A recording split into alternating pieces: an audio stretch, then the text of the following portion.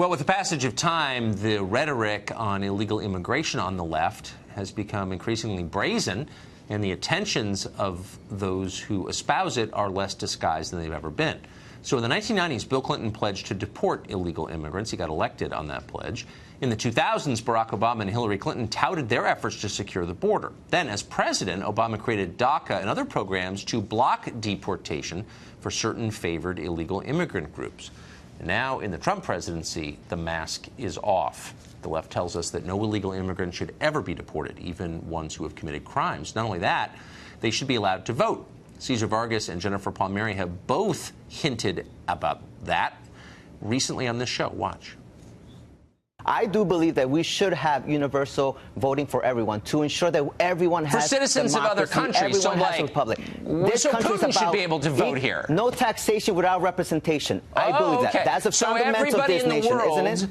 Who comes to the United States and buys a deck of Marlboros and pays a sales tax is entitled to vote. That's what you're saying. If that person comes here to contribute to the country, let him have a say in his government. Simple as that. Let foreigners vote. I hope the Democratic Party runs on that. I think it'd be a fun election. Yeah, but the details matter. So you said that non-citizens should never vote in elections. I would argue that your party will overtake you on that question soon, but we'll see. Well, if that, maybe if Congress never does anything to address immigration.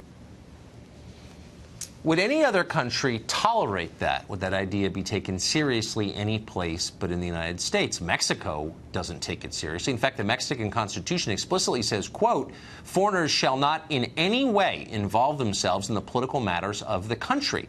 Nobody's attacking Mexico for that. Mexico's not being denounced as racist for not letting Salvadorans vote, because it's obvious only Mexicans should dictate Mexican politics. That's why Mexico's a country.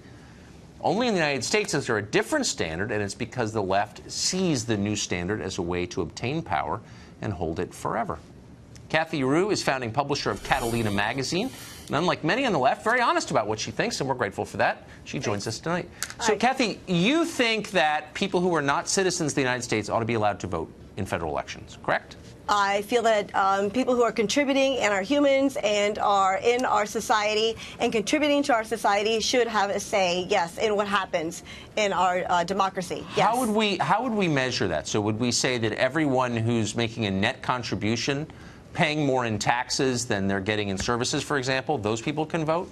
Or people who own property? At the moment, I mean, we have so many people that are living in this country. We have about 11, 12 million people that are living in this country, contributing to our society, paying their taxes, as that previous guest had said, taxation without representation. So there are so many people who are living here but don't have a voice. So it's been shown that when they do have a voice, they do feel more empowered and they are part of our society. So people, well, they definitely would feel more empowered by voting. There's no doubt. I mean, you're absolutely right on that. They would definitely be empowered. Yeah. But I'm just wondering what the standard is. So could I be on vacation here from another country and, stay for a while, contribute greatly? How long would I have to stay in order to be able to vote? Well, I mean, I think it goes state by state. And I think Maryland right now has a few cities that allows undocumented people to vote. So I would wonder how Maryland's doing it. And that's not California, that's Maryland. So I would say that maybe raises a question. What Maryland's doing in other states. So if foreigners should be allowed to vote in our elections, why shouldn't residents of Mississippi be allowed to vote in California elections? Exactly. We should. I mean, the United States is the United States. So, yeah, if I'm a Floridian and I'm visiting New York, so why can't I vote in New York? Absolutely. I think we should be able to vote wherever we happen to be. Yeah. Should we be able to vote in Mexico?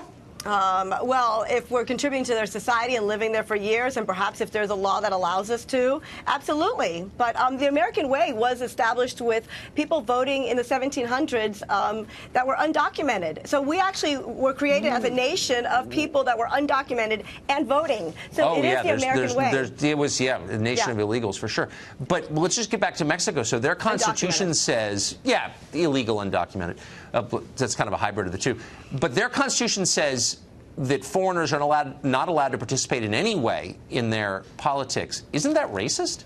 Well, I mean, but America is not racist. That's what makes America so beautiful. America is a melting pot. So that would only make sense that we would allow people who are contributing to our society to vote. So that would make sense. Okay, but then why are we upset about Russian influence in our elections then? Isn't that kind of what we want? I mean, there are a lot of Russians living here, Russian diplomats living here. long-term living here. Kislyak, the longtime ambassador here. I don't think the Russian collusion was people contributing and then going to the polls and caring about their school Wait, but hold on. Wait, why should we? I'm confused. Why should we be worried about foreigners influencing our election on the one hand if you're calling for foreigners to influence our election on the other? Well, these aren't foreigners. These are people who are living here, working here. Their children are in our schools. They're going to our hospitals. I mean, places where now Trump has ICE visiting to pick up people who are undocumented. Wait a second. I'm trying to track this because I want to take it seriously, and I do think this is the next frontier in liberalism. I think the Democratic platform will reflect what you're saying probably very soon. The next frontier in America. You mean the future? Oh, there's no doubt. Yes. Yeah, that's absolutely the future. But so Ambassador Kislyak, the Russian ambassador, spent, I think, like 20 years here. I think his kids grew up here. Certainly a big contributor economically to the city of Washington. Why should I be upset when he votes or influences our politics? Well, by this standard. There's so many people that we are sad that vote, right? But I mean, unfortunately, we don't have people voting that should be voting. We only have, I think, 59% turnout voting right now. So people who do contribute and are great people and contributing should be allowed to vote. So maybe if we get more that good would guys include voting, good. Well, I'm glad we out. can give up on the Russian collusion narrative. It was dumb from the beginning, and now I feel good about it because you know what? They're just transitory Americans, undocumented Americans, which I love. No. Kathy, yeah. No, Great to see you, Kathy. Thank you. Good to see you. Yep.